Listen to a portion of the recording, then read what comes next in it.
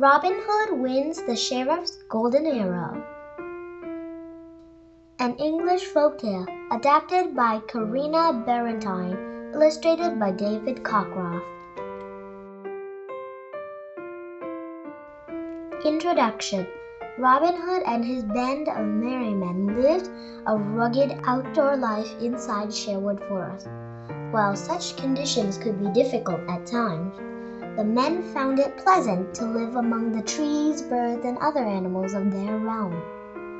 They had built sturdy shelters of logs and bark as protection from the cold and rain, and they didn't mind the lack of soft beds or fine chairs and tables. When it wasn't raining, they slept on deerskins out under the stars. For their meals, the hardy band cooked over a roaring fire and ate sitting on the ground or fallen logs. Robin Hood's followers numbered more than 100, and all were considered to be hunted outlaws by the ruling lords of the land. While it was true that they broke the unjust laws that have been placed upon the people, they knew that they were in the right. Each man in his band was devoted to Robin Hood and his cause, and obeyed his every word. Robin needed only to lift his horn to his lips and play a note, and the men would appear ready for a new task or adventure. They were strong and determined, and they were the best archers, wrestlers, and swordsmen in all of England. But every one of them knew that Robin Hood was the best archer in the land. Times were bad in England, for the French had conquered the country and had ruled it harshly for many years. The English monarch, King Richard, spent many years at war far away, and at his absence allowed the lords to rule the land to their own benefit. The king knew nothing about what was happening to his people while he was away. These cruel lords took full advantage of the situation and became rich by overtaxing the poor, sometimes taking their farms and everything a family owned. They also were in league with corrupt churchmen who misused the trust and faith of the common people.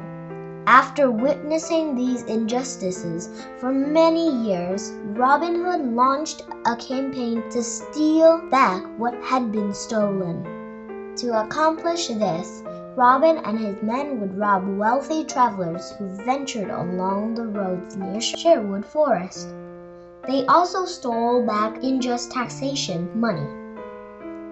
On some occasions, they would invite corrupt officials in the forest with the promise of a feast. When the lords came to dine, Robin and his men would rob them of bulging purses and then return the gold they collected to the English people. To his enemies, Robin and his men were hated and feared robbers. To the common people, they were beloved heroes. The Sheriff of Nottingham. The Sheriff of Nottingham hated Robin Hood with a dark and vengeful heart. He hated that the people loved Robin and protected him. His intense hatred burned inside him and fueled his anger, often causing him to think unclearly. He wanted nothing more than to catch Robin Hood and hang him in public. Time after time, Robin escaped the sheriff's traps. One day, the sheriff sent a stout guard with a warrant to arrest Robin Hood. Robin met the guard on the road and invited him to join a feast in the forest. The guard ate so much that he fell asleep. While the guard slept, Robin stole the warrant right out of his pocket. Without a warrant, the guard couldn't arrest Robin Hood and his men. The guard had to return to the sheriff empty-handed but well-fed. No matter how often he failed, the furious Sheriff of Nottingham would not give up his hunt for Robin. He knew it was no use sending more guards, no matter the number. "I've got it," said the Sheriff of Nottingham.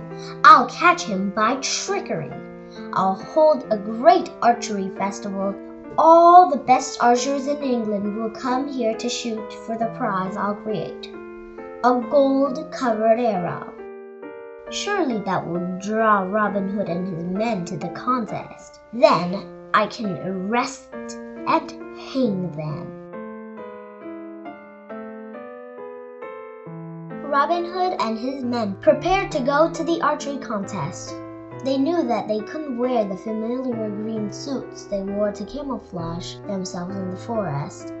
Instead, some dressed as barefoot monks, some as traders, and others as farmers and peasants. Robin Hood was the hardest to recognize, as he was disguised from head to toe in tattered clothes of a beggar. Yet even though Robin was well disguised, his loyal men were worried about his safety. They begged Robin not to go to the festival. "This contest is a trap," warned Little John. Will Scarlet agreed. "The sheriff and his guards will know you by your hair and eyes, even if you're wearing these old clothes." Robin Hood just laughed at his band's concern for him. He wasn't afraid. "Why, as my yellow hair, I can darken the color with walnut stain. As to my eyes, I can cover one of them with a patch so my face would look different in the crowd. The Sheriff of Nottingham and his guards don't scare me. In fact, a bit of danger will make it all the more fun." The Archery Festival. So the brave Robin Hood left for the contest wearing a beggar's rags, and his well-disguised men all left by different routes. The field where the contest was to be held was quite a sight. Workers had set up rows and rows of benches for the viewers to sit on. Festive glee and anticipation filled the hearts of the people in the crowd. They had all worn their very best clothes for the occasion. All the wealthy lords were dressed richly and were strutting like bright birds of paradise. The sheriff had on purple velvet, while his lady wore blue velvet.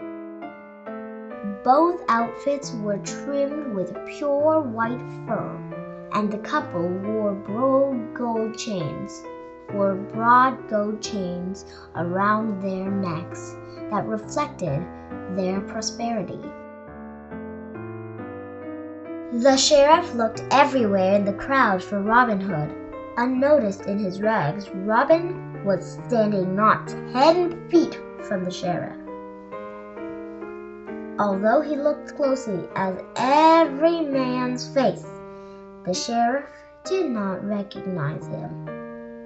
The archery targets had been set up 80 yards away from where the archers were to stand. The targets were so distant that it was difficult to make out the circles clearly. In the first round of elimination, dozens of archers took turns shooting just one arrow, and many of them missed the target completely. The 10 best archers, those who had actually hit the target, were then challenged to shoot 2 more arrows each. The 3 best archers out of those 10 men would then each have 3 more shots. The prize would go to the archer whose arrow landed nearest to the center of the target. Finally, it was time for the 10 best archers to vie for the prize of the golden arrow. The sheriff glared at the 10 men. "I was so sure Robin Hood would be one of the final archers," he grumbled to the guard at his side. Couldn't one of these men be Robin Hood in disguise? No, sir, said the man-at-arms. 6 of them I know well.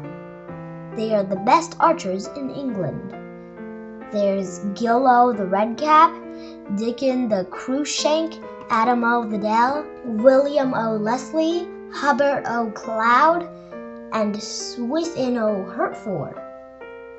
Of the other 4, 1 is too tall, 1 is too short, and 1 is too lean to be Robin Hood. That leaves only the ragged beggar. His hair and beard are too dark to be Robin Hood's, and he is blind in one eye. Robin Hood had stayed away.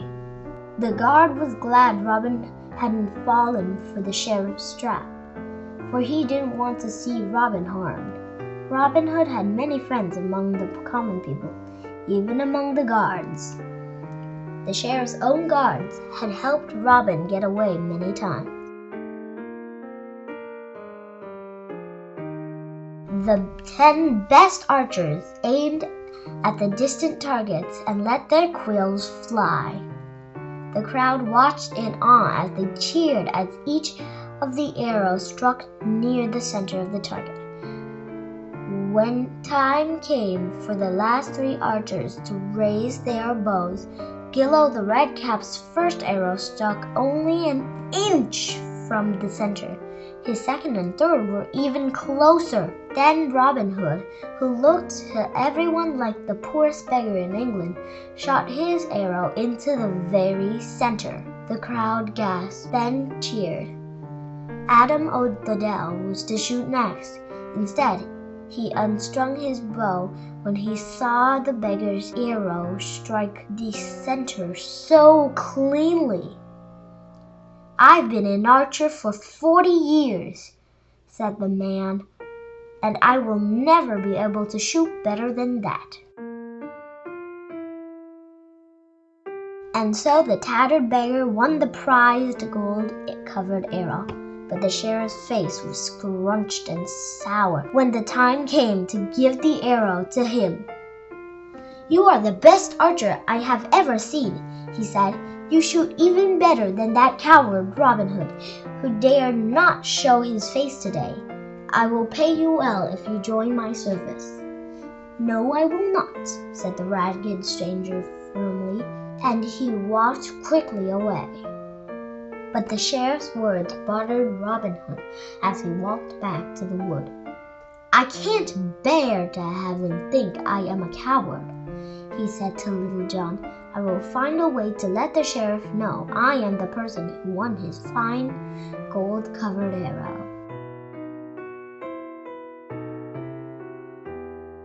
The message. The sheriff was glum that night at the rich supper table with his wife. "I was certain I could catch that thief in with this contest," he said to her. Perhaps Robin Hood was too much of a coward to show his face. Right then, a shaft flew through the window and stuck straight into the venison roast on the table. The sheriff jumped up from his chair and unfolded the note that was attached to the arrow. The note said that the beggar who had won the contest had been Robin Hood himself. It instructed the sheriff to look closely at the arrow. When he did, the sheriff realized that it was the very same arrow he had covered in gold and given as a prize. Robin Hood's men had scraped off the gold and kept it. The duped sheriff appended the table and stormed off, madder than he had ever been in his whole life. Nearby, Robin Hood and his men had never been merrier.